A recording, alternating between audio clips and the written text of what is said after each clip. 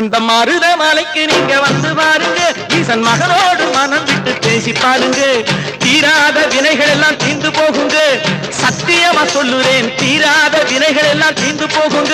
அது தீராவிட்டால் வந்து என்னை கேளுங்க, அது தீராவிட்டால் வந்து என்னை கேளுங்க.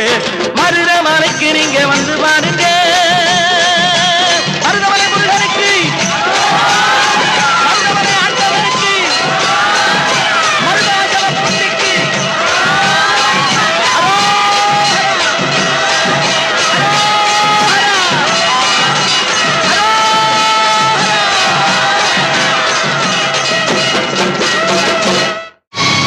கண்டுகொண்டேன், வந்தது யார் என்று கண்டுகொண்டேன். வண்ணமயில் வடிவில் இங்கே